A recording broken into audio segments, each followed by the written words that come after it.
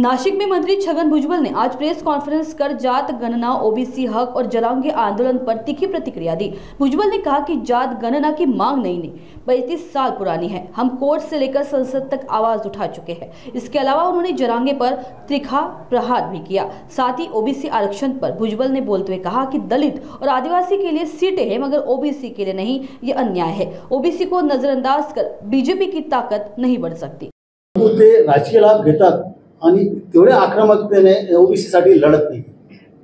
त्याचं उत्तर मी काय देऊ? त्याचं उत्तर त्यांना तुम्ही द्या, त्यांना विचारा ना ते का लढत नाही। ते लढत नाही याचं कारण मला जे वाटतं मी ते तुम्हाला सांगतो। कारण जसं दलितांसाठी राखीव मतदारसंघ आहे, आदिवासींसाठी राखीव मतदारसंघ आहे, तसं ओबीसीसाठी राखीव मतदारसंघ नाही। त्यामुळे आम्ही ओबीसीचे जे उमेदवार आहोत, साडी माळी कोळी तेली तांबोळी बंजारी धनगर जे काय असतील ते ओपनमध्ये आम्ही उभा राहतो। आणि ओपनमध्ये आम्हाला मराठा समाजाची सुद्धा मतं हवी असतात आणि ती आम्हाला मिळणार नाही पुढं, आणि ते आम्हाला पाडतील म्हणून कदाचित ही मंडळी गप्प बसतात। हा इथे पण प्रयोग झाला ना, 2 दिवस हे जरांगे इथे येऊन बसले आणि आमची ज्या युवा भावाची माणसं ज्यांना पाणी दिलं, सगळं दिलं, ते सुद्धा मराठ्याचे ज्या त्यांनी डोक्यात राग घातले आणि आमच्या विरुद्ध गेले। मताधिक्य माझं बरंचसं कमी झालं, पण इतर सगळ्यांनी सावरल्यामुळे मी निवडून आलो। त्यामुळे ते सगळे घाबरतात की बा हे असं झालं तर, म्हणून कदाचित ते बोलत नसतील। सर, जरांगेने एक असा आरोप केला, जरांगे पाटलांकडे गेले असं कमराम मंडळींनी खळबळजनक दिलं। मला छगन ओबीसी मध्ये लढणाऱ्या लोकांना छगन भुजबळचं काय झालं, त्यांना काही कर्तव्य नाही। आके काय बाकी काय कर्तव्य, धनंजय मुंडेचं काय झालं, काही आम्हाला कर्तव्य नाही।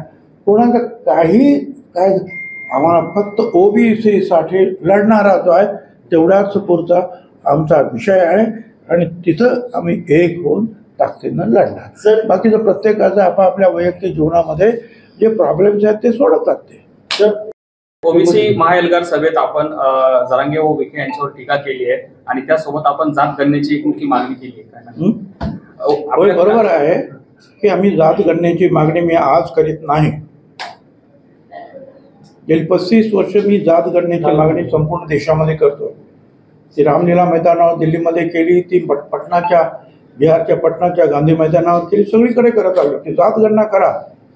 आणि शेवटी 2011ला जे दशवार्षिक जनगणना होणार होती त्यावेळेला आम्ही समता परिषद सुप्रीम कोर्टात गेलो आणि सांगितलं की पुढे होणाऱ्या जनगणनेमध्ये जात गणना करा असं केंद्र सरकारला सांगा।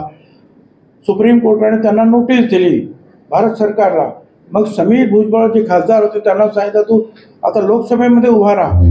लोकसभेत ते उभे राहिल्याबरोबर गोपीनाथराव मुंडे जे आहेत ताबडतोब तिथे आले, त्यांना घेऊन ते सगळ्या नेत्यांकडे गेले आणि सगळे मग तिथले जे लालू प्रसाद यादव, शरद यादव असेल, मायावती असेल, काँग्रेसचे काही ओबीसीचे लीडर सगळे 100 लोक उभे राहिले, मागणी केली। काँग्रेसचे प्रणब मुखर्जी आले, त्यांनी सांगितलं आम्ही जात गणना करू। ती जात गणना जे सेन्सस कमिशनर जे आहेत, जे 10 वार्षिक जनगणना करतात, त्यांच्याकडून त्यांनी नाही केली। ती केली प्रत्येक राज्याला सांगितलं तुम्ही वेगवेगळी करा, गावातली ज्या ग्रामविकास खात्याने करा, शहरातली ज्या नगरविकास खात्याने करा। आणि त्याच्यामध्ये आम्ही सगळे फसलो आणि मग प्रत्येक वेळा आम्ही गेलो काही मागितलं की कोर्ट म्हणतं की तुमची लोकसंख्या किती, तुमचा एम्पिरिकल डाटा काय आहे। सुमित्राताई महाजन ज्या लोकसभेच्या सदस्य होत्या, अध्यक्ष व्हायच्या अगोदर बीजेपीच्या 16 खासदारांच्या कमिटी त्यांच्या अंडर होती। त्यांनी अभ्यास केला आणि सांगितलं की यांना या ओबीसीला आपण जसं दलितांना, आदिवासींना भारत सरकारकडून मदत देतो तशी दिली पाहिजे, पण डाटा नाही, तो डाटा द्या। त्यांनी सेन्सस कमिशनरला सांगितलं, काही झालं नाही। मनमोहन सिंग कमिटी आली, पवार साहेब, चिदंबरम त्या कमिटीमध्ये होते। तसंच झालं नेमकं परत की आम्हाला सुद्धा वाटतं की त्यांना द्यायला पाहिजे, परंतु डाटा नाही।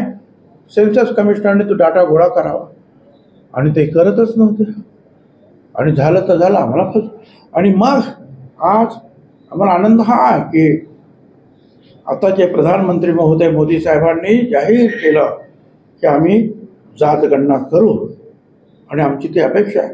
कारण होऊ जाऊ कारण प्रत्येक वेळेला आम्हाला का कोर्टामध्ये जावं लागतं, प्रत्येक वेळेला आम्हाला का भांडावं लागतं, म्हणून म्हटलं जातगणना. सर, अनेक मंत्री